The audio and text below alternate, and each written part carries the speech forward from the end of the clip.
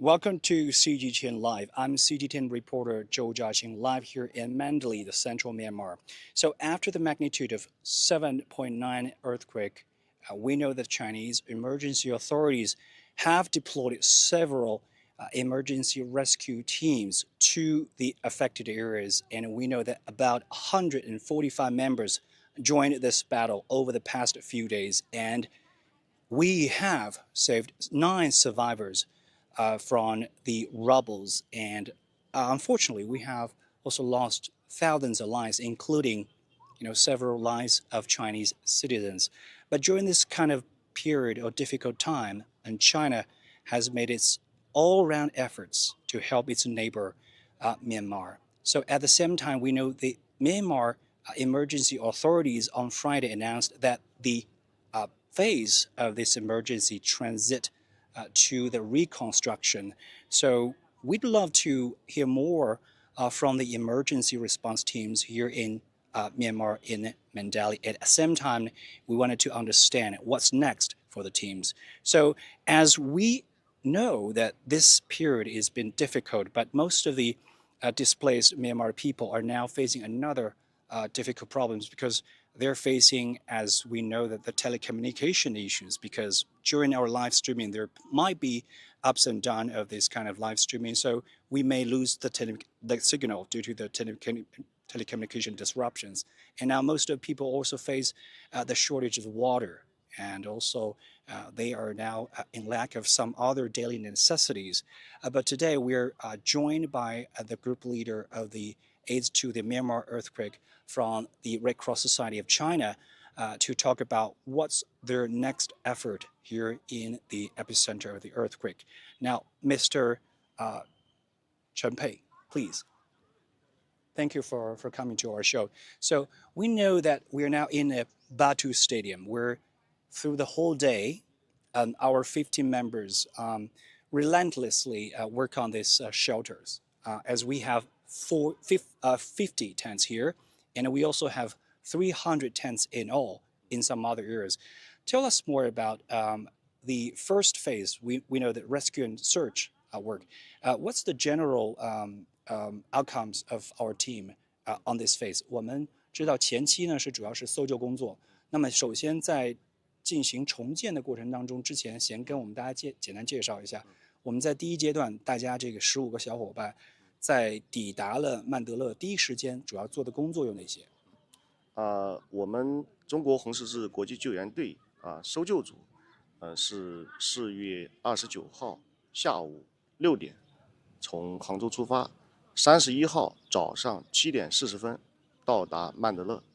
到达曼德勒之后呢，我们立马就进行了紧急的搜救工作，一直到昨天的4月4号，在这5天时间内我们的救援队每天平均工作达到15个小时以上，搜救的作业面有20多个，应该说我们已经竭尽全力做了自己应该做的事情。So after the deployment of China's emergency authorities, that his team, including 50 members as mentioned, they arrived in Mandalay, the epicenter of this earthquake, and they've been working on it, 15 hours on a daily basis, and they also covered around 20 sites to try their best to search and rescue the potential survivors. And they've done really a good job, according to Mr. Chen. 我们知道，就是在这个过程当中，其实我们经历了很多炎热的环境，在曼德勒这边还有很多，比如说甚至在语言，在其他一些这个生活，包括在很多跟缅方的这个沟通方面，也有很多一些挑战。您觉得在这个过程当中，我们最大的困难是什么？我们怎么去克服的？给大家介绍一下。So I just wanted to translate. So what's the difficult part of this process of rescue work, and how did you overcome this? 主要的困难有2个，第一个呢是气候炎热，气候炎热对于搜救队员来说呢，体能下降比较快。另外一方面，对于压埋者的生存几率来说，随着气温的升高，他们的生存几率也会急剧的下降。另外一方面呢，缅甸的随着这次灾情啊比较严重，受灾的地方很多，需要搜救的地方太多，那么我们的力量呢毕竟有限，所以呢我们要在最快时间内最精准的找到幸存者，这实际上是非常具有挑战性的。So he mentioned about 3 points about the difficult part of this rescue work. First is about the weather because we've been here for almost a week, and the weather, especially at noon, it's up to 40 Celsius degree. So under this kind of conditions, I think this is really challenging for our rescue workers. And I think the most important part about the second is that the precision and time, because those rescue workers need to rush to the site and then try to make sure that they collect those solid information, so that make sure that there is any survivors or dead peoples under the rubble, to make sure that they would continue this effort. So this make their work really challenging.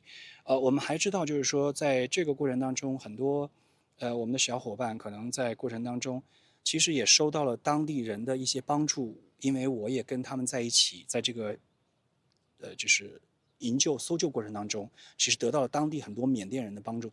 您能简单介绍一下，在这个过程当中，包括您，包括搜救队员跟这个缅甸人之间产生了哪些这种就是好感，或者是您对他的印象是什么 ？So during this process, I think there is really a active interaction between rescue workers and local people. And what is your impression about that? 我觉得缅甸的人民啊，面对灾情展现的这种坚强和这个对中国搜救力量的这个支持啊，令我非常感动，印象非常深刻。举一个简单的例子啊，我们有些时候救援队要去买一些必须的生活用品啊，有一些这个店主他就怎么样他都不收钱。我们在搜救的时候呢，可能比较紧急，会在行进途中会比较快，那么一些群众呢会自发的给我们维持交通，保持道路的畅通还有呢就是中缅人民呢是友好邻邦，一衣带水的友好邻邦。那么缅甸的华人也很多我们的吃饭住宿包括交通，他们都给我们提供了非常大的支持让我们感觉我们并没有来到异国他乡，感觉到非常温暖。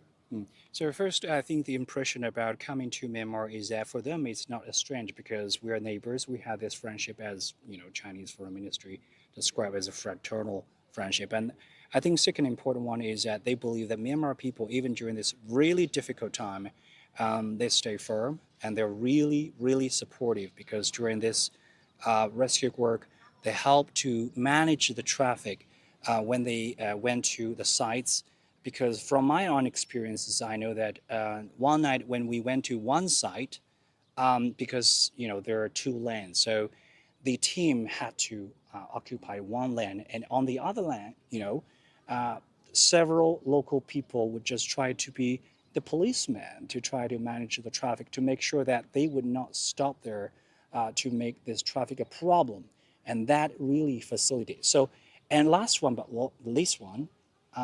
When they went to the site, every time people would just offer, free food and water. And this is kind of often seen here in our experience. Now, the last one, I would say that because we are now in, the Badu Stadium, where we have this first batch of this tents that, the China Red Cross team had established also from 9 a.m., I think, from this morning. Until hours later. And so Myanmar Red Cross has already, we've already handed over to the Myanmar Red Cross.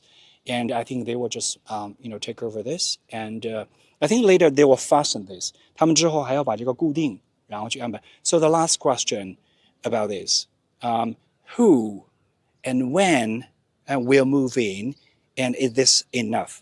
就是您跟我讲一下，就是说，我们看到这些帐篷，也看到其实在这个过程当中，不管是受灾的这个程度，很多人就需要这样的物品，他们都住在外面。他们谁可以住到这里？他们什么时候能住进来？以及这些帐篷现在对于受灾的群众来说，足够吗？我们昨天呢跟缅甸曼德勒红十字会，包括当地的政府一起选择这个灾民安置点，主要考虑呢几个方面。第一个呢，相对安全开阔安全，可以封闭。那么第二个方面呢，就是说要便利于附近灾民的这么一个要距离要比较近。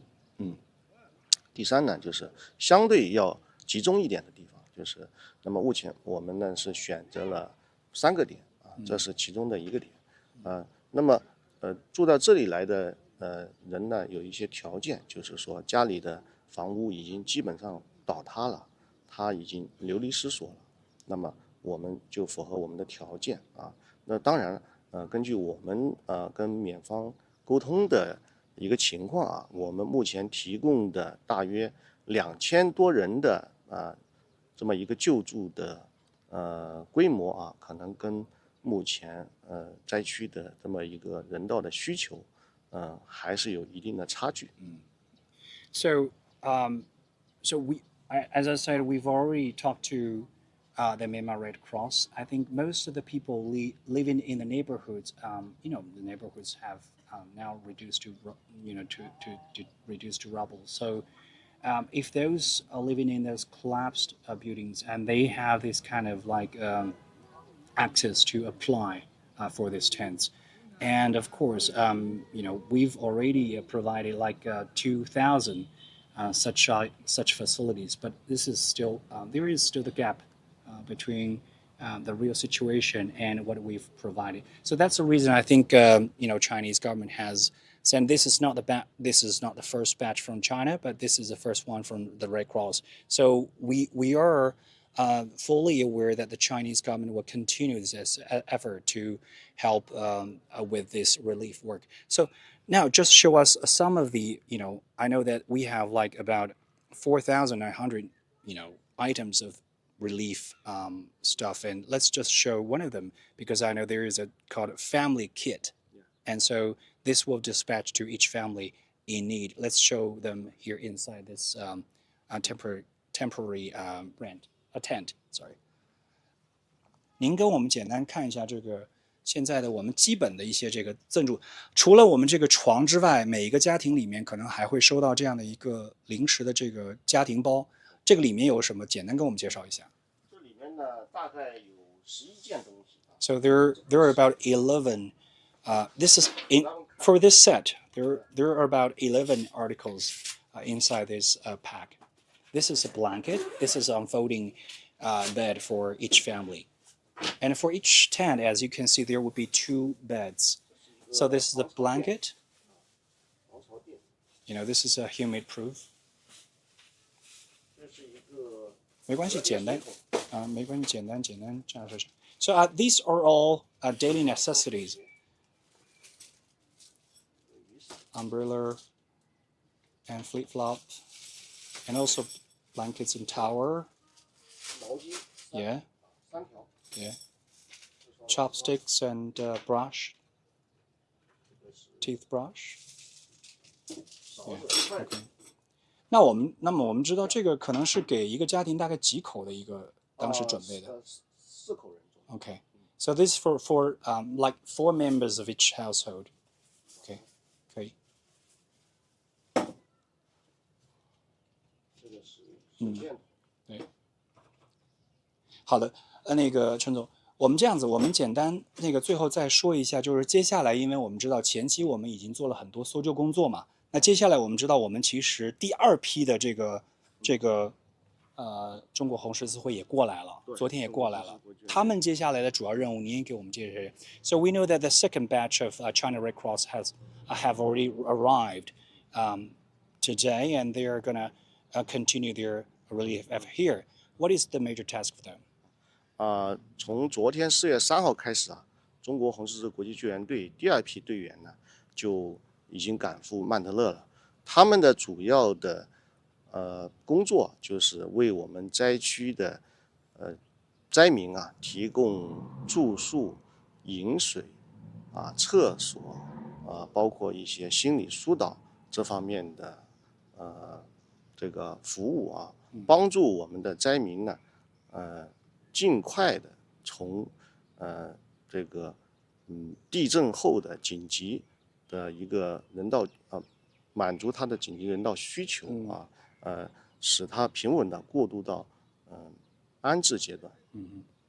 So I think the major task for the second batch of the Red Cross of Society of China it would be help them to provide the daily necessities, including water, and also most importantly to assist with their psychological conditions, and that's the most important part. 另外，我们知道就是说可能过2天这个第一队就要归队了，然后您最后想对缅甸人以及这个国家，包括咱们这个受灾的群众，有什么想要说的吗？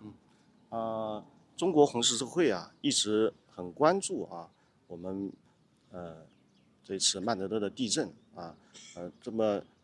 虽然紧急搜救阶段只有5天，虽然我们的中国红十字国际救援队搜救组马上就要离开曼德勒，但是我们后续还会有很多的工作计划包括我们第2批的救助物资已经从云南起运了。那么我们后面根据中国红十字会的总会的指示我们还在做一些人道救助的一些工作计划比如说一些帐篷一些这个家庭包这些我们后续应该还会继续援助当地的这个居民。好，感谢您，陈总，谢谢。So their relief work will continue, of course. They will keep monitoring the situation here on the ground, as we know that there might be the possibilities of epidemic. So they will continue with not just today's supplies, but also some other relief work under the framework of China Red Cross. We know that, as I mentioned, there is a kind of like active, motivation between their assistance to the local people. At the same time, the local people also inspire them at the same well, because as we arrived here this afternoon, we witnessed several young people coming out to help the team to build this shelter. Now, I'd love to invite 2 of them that I talked to previously to join us to share their feelings about why they're here helping this process. Please, one gentleman, please. This is and it's Google, right? So I'd like to have your voice about what you've experienced and why you're here, try to help them with this. So now please tell me why are you coming here to help our rescue workers to do these shelters? Because this is helping you, but at the same time, what was your feeling during this afternoon's work? First of all, I want to say sorry if my English is wrong, because No problem. Yeah. I'm just a student. I'll be holding for you. Sorry. No, it's okay. And yesterday I got my Wi-Fi back, and I checked all my social media I didn't even have message, that. Okay. and I found our boxing trainer said you can help out volunteer in here today, so I came here and help. So you received this message, Yeah. which is good, because over the past few days, even the live cross with the CGTN team would be a difficult time, but a really good news that you can receive this information, so that I think gradually the government or the efficiency agencies will try to be connected with you to help you out. Why you're here this afternoon? Is cause my home has here is have people I have people together. I have people together. Have and I going together. I going together. Has the has here and everyone have. So everyone here, here, and then they- you just come. Uh, Why? Yeah. Why? Why? Because it's because it's I like because people and I had to help people, and I feel like it's cool. Good to know. Talking about helping people, we know that because this is a really difficult situation in which that most of the local people here in Mandalay, they had to help themselves and save themselves and rescue themselves in the very beginning because the government has been criticized in a really low response. But what have you been doing to help your friends and your family members, also your neighbors, when they're in a difficult time? When the earthquake happens, I was in my room and I was preparing for my Chinese class. I was wearing shoe and the earthquake happened. I was like, what happened? And I look around and all my stuff in my house all broken, fell down, and I got out my house and look around, but everything is seem kind of fine. But and the second time earthquake, a big building near our houses fell down and people stuck under there and they're yelling like help. And I got worried about my friends, so I took my bicycle and I check around my city and I check all my friends and they're kind of fine, but their house buildings are broken and falling apart. And I and my neighbors, they're also good. And my friends are kind of rich, so they got big building and now they got nowhere to live. Okay. And I'd help them with my bike. I check them, I give them motivation, and I took some of them my house and make them steal my house because my house is not that big and it's just one floor, so it's kind of safe, you know. And now with brick is built with wood, so it's kind of good to stay. So Okay. I bring my neighborhood kids and I bring my friends to my house and make them live in my house. So during this difficult time, tell me how your friends and you are trying to help and support each other. How important this is for you, you think? After like 5 or 7 days. Now, are you like back to normal in a mental way? Actually, no, because and I feeling sad because and after my dad died, his friends Sorry to hear that. always help me and his house was just built and there's new house and that fall down and he's under there too. So he just passed away. So I'm not feeling good. Okay. Sorry to hear that. So I think that's also one of the reasons that you need to help the people still alive so that you can bring this hope alive to your friends and people. Last but not the least, I think you're helping not just your friends, but just you came out this afternoon and also helped Chinese team. And when you came to this playground, you get to realize that this is a Chinese team building these shelters. What was your impression and what was in your mind? I was surprised. At first, I thought they would be military guy and building this tent, but they're Chinese volunteers and You can recognize Chinese character, right? yeah. Okay. And I'm also learn Chinese and I don't. I just 你 get 可以说 three. 中文。是 You can speak Chinese. Okay. and I realized that I can help people around Okay. by translating. That's good. And also, I was impressed because they're working really hard. And even the local people, even trying that hard, but they're trying really hard. Okay. So yeah, because as I mentioned, that when most of the Chinese team are here, they're working on their relief effort. Actually, they've also received a lot of support from local people. And thank you so much, too, gentlemen. And stay safe. Yeah, thank you. So yeah, so I think I'll just wrap this live streaming because the dawn is coming, and then I think they're really excited because that is their first time to be on TV. But I really hope that they will just continue with their life and help people around. And as I said, most of the Chinese team they have left this Myanmar relief work, but their work will continue anywhere else on the world. As I said, the China Red Cross have already been to those earthquake places like Turkey and Syria, and they will continue the work. and we also will follow their stories of helping these people in need, and so we wanted to see this rising power, global solidarity here. I also wish that because we are leaving for Yangon tomorrow, and that will be my last reporting here on the ground. Last, I just wanted to say I wish this country, Myanmar, and its people all good. And I'm CGTN reporter Joe Yashing live here in Mandalay, Central Myanmar. Bye for now.